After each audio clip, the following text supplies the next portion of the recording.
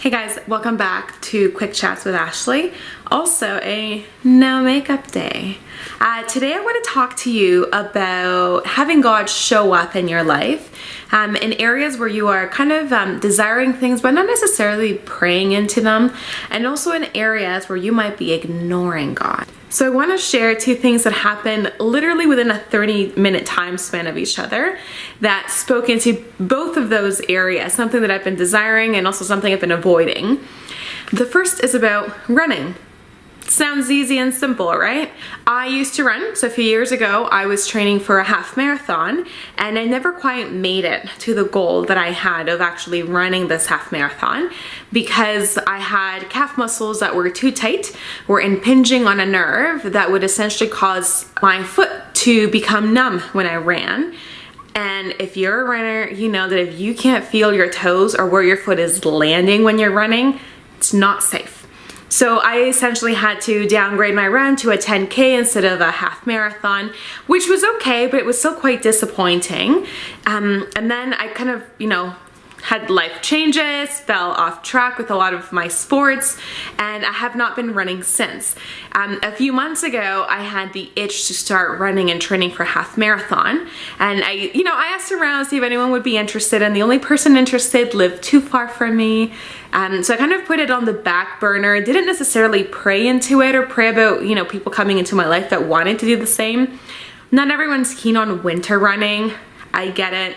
But today I had a morning off and I was like, I'm gonna go to the gym. I'm gonna do a step class there that I haven't done before. And I walk into the class early. I walk into the class like a solid 15 minutes early, and it's packed. Packed to the point where I see one girl I know, there's like, I tell her, I'm like, I don't know if I'm staying. Like, there's absolutely no space in the class except right beside the trainer at the front corner of the room, where it's not even like I can see the trainer like too far in front of me. We're maybe like a foot apart. And usually that kind of stuff doesn't bother me, but I was bothered. And then I was bothered again. Because I was judging. I hesitated. Confessions. Because I was judging the people in that class. It appeared that everyone, for the most part, was super fit. And I was like, oh, okay, I don't necessarily feel like I fit into this picture. They all had their like super colorful outfits, headband, high ponytails. Like, they were ready. And I was like, I like rolled out of bed, like threw some clothes on, washed my face quickly, like, crazy curly hair in a bun. I was just like, meh, whatever. And usually I'm not bothered by this kind of stuff. When I go to the gym, I'm there for myself. I'm there for my workout. I don't care what I look like, who's around me. Like, I'm quite focused. So then that bothered me too. So as I got set up and I'm waiting for the class to start, I'm trying to understand what's happening within myself. Like, why am I suddenly being bothered by things that have not affected me since I started going to that facility, which has now been about 5 months. So I'm trying to understand, where is this coming from? But I was annoyed about the lack of space and just like not feeling out like I was fitting in the way that I thought I should be. That I was like, I don't want to stay, actually. And then I had to make a decision. Do I suck it up, ignore what I'm feeling, because it doesn't make sense. It's not like me to feel that way in a gym, and just get through the class, or I embarrassingly pack my things up in front of everyone and walk out. I chose to stay. So I went through my workout, finished my workout, was happy I stayed. It was killer. I was gonna stay for like a part 2, couldn't do it. It was tough. And as the trainer is wrapping up, she starts to talk about a running group that she's actually starting for a half marathon that's taking place in Barrie in June. Now I was like, what? Had I left, I don't often take this trainer's classes, so had I left, the likelihood of me hearing about her running group are very, very slim, just because I don't really interact with many people in her classes, because there's like, at the gym, there is like the evening class people, and then there's like the morning class people. So it's almost like individuals who have completely opposite schedules. So you don't see much of each other. So I would have never known about her running group. But I stayed, we connected, and not only did it kind of provide the opportunity for this like desire that I just put on the back burner and haven't really pursued further. Now I also have a contact for one of the trainers, and if you know anything about business, you know that networking is key. So in my area, I'm slowly working on implementing a few programs in our community. So the more trainers I know, the more individuals I am networking with, the better it is for my business. So I thought that was kind of cool. It also goes to show, like I was mentioning earlier, it is not like me to feel the way that I did. It is not like me to be insecure in a gym. It is not like me to care about what the people around me look like or what they're doing or what they'll think of me. Had I given into those feelings, I would have missed out on hearing about this group, which is actually starting next week, and I would have missed out on connecting with this trainer, with, you know, exchanging emails and now having a contact to be in touch with. And I think that's how the enemy works. Sometimes he knows how to trigger our insecurities, or maybe like for me, it's not necessarily even an insecurity, but he knows how to trigger a bother in us that can cause us to walk away from something that we're supposed to be in or something we're supposed to be receiving. So I'm honestly glad I ended up staying. I am glad I looked at that feeling I was having and I was like, you know what, this is not me, this is not God. So I'm gonna put it aside and I'm gonna suck it up and I'm gonna stay through this, deal with it later. And now that I'm home, I look back and I'm like, why would I leave? It is so unlike me. So if you're currently about to be in a situation or have to do something, then you're kind of feeling hesitant and insecure, and you have all these triggers going off, take a moment to really analyze what's happening and see, is this the enemy kind of trying to pull me away from something I am meant to be doing in order to open the right doors for me? Or is it something I need to deal within myself? Are there insecurities I need to come face to face with and kind of cut ties with, have God work with me to kind of just remove them out of your life? So story number 2, which happened moments after this one, is actually about something I've been avoiding that God has been requesting of me. A few weeks ago, actually I think 2 weeks ago, at our Connect group for my church, we're doing a kind of like a book club.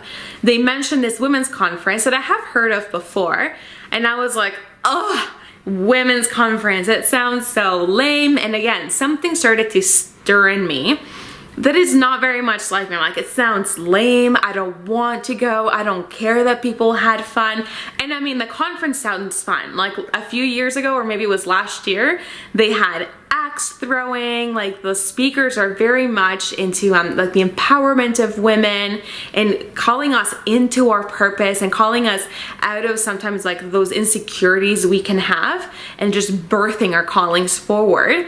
So it's actually a really awesome conference. But in that moment, I was like, again, things started to stir and I was like, I don't care to go, I don't want to go, I'm not gonna learn anything, I don't feel like networking, which none of it makes sense. Because anytime you allow someone to, especially like someone who has a spiritual calling or spiritual authority, to speak confidence into your life, to give you that motivation to step forward, there is always something to be gained.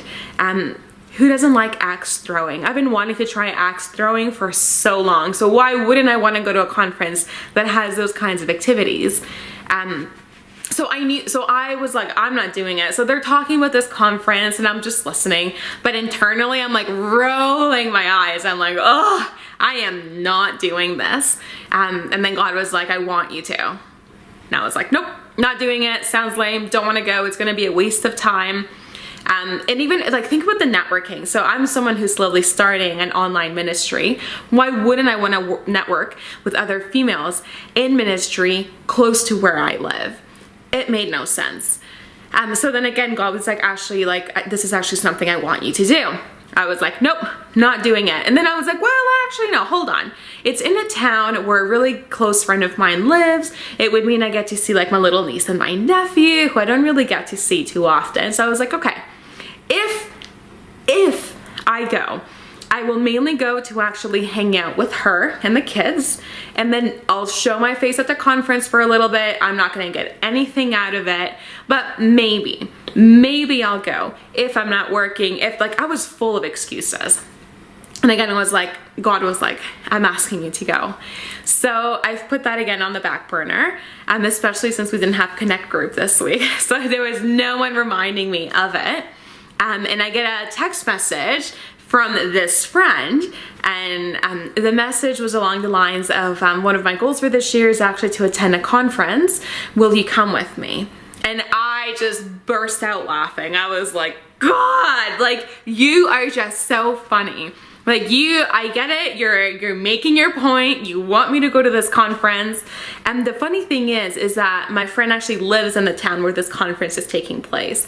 So of course I'm not gonna be like, yeah, let's wait for the next conference to come. This conference makes sense. It's accessible for her, it's accessible for me, and God has been asking me to do it. So really, like, what reason do I have to not go? So I was just messaging with her, and I'm like, this is just too comical. Like, I've been avoiding registering for this because I'm just dreading it. But of course I'm going to go with you. So we're probably going to be registering this week together. And it's not the fact that she's coming that has changed my heart.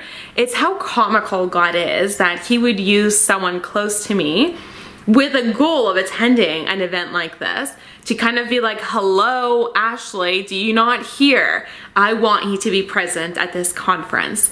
So I feel like my heart has like slowly changed, especially as I've been kind of like analyzing why I was so against this conference. And again, it's like the previous experience. There's no reason for it, right? Like all of my not even insecurities, my annoyances, all of my annoyances about having to attend this event make absolutely no sense. And quite the opposite. Me attending this event lines up with everything that I have goals to achieve when it comes to my online ministry. So it's just funny sometimes how the enemy or even ourselves will put these obstacles in our life to stop us from actually doing the very things we are meant to be doing in order to open the right doors to access this next step in our calling or the next step in achieving that goal that we have set.